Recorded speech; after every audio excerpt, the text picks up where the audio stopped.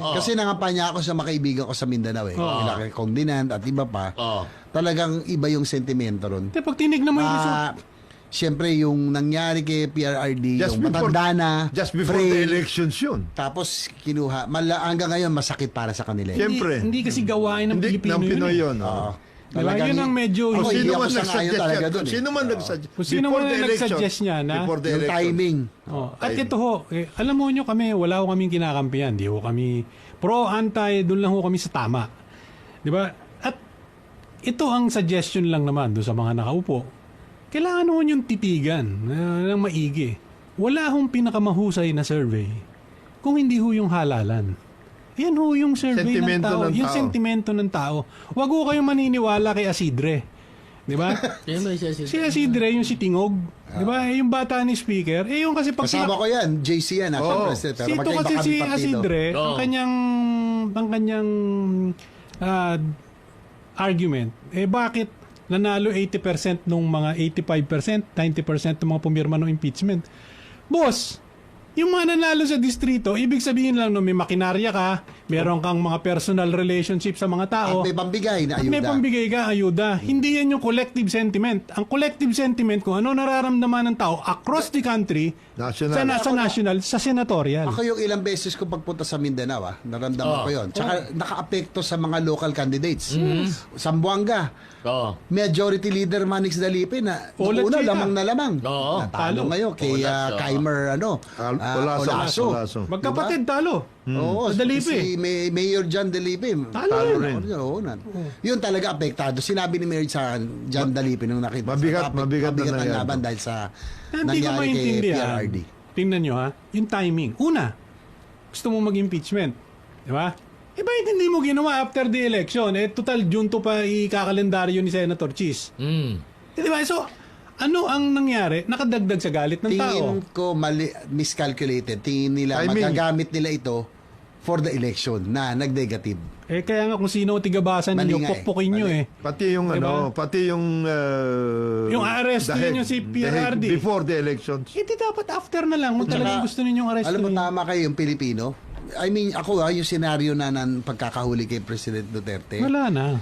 Nandun yung anak, kinuha mo yung matanda na napakahina na. Ang masakit yun At saka yung mga umaresto. Nangyari kasi sa amin yun Tama. Kaya Naalala ko nga si President Erap Tsaka nakapapansin mo kay President Erap. Oo. Ilang taon yun. Yung sympathy, suporta sa kanya, hindi na wala. Tuloy-tuloy. Kahit na nakakulong siya. Ginulong, di ba? Ilang taon Tuloy-tuloy na siya. si Tuloy-tuloy President Eva. Tsaka dapat Nakailan ba? matagal, 6 years, 7 6 years. years, Pero so yung grabe, suporta hindi nawala.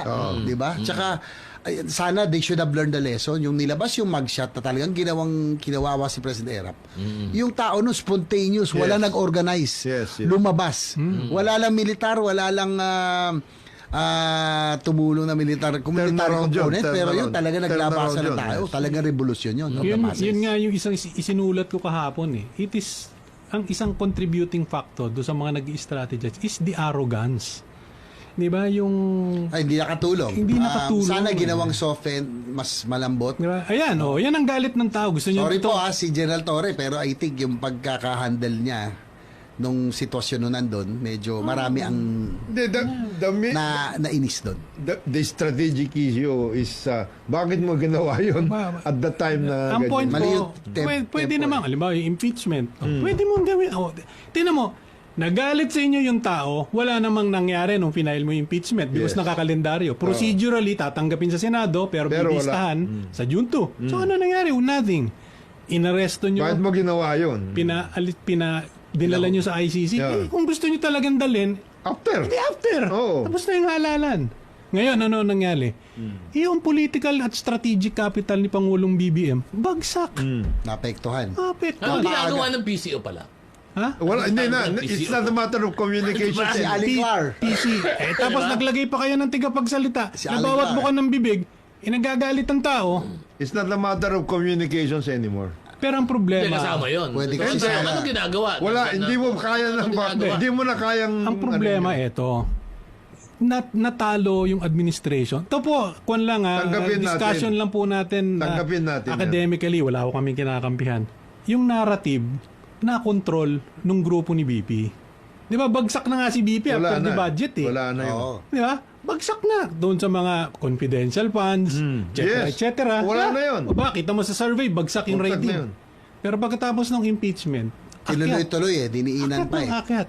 Nako. Pero yan po, iba pang mahalagang balita. Pero Bago nakita ko tayo magano. Congratulations, Mayor, Congressman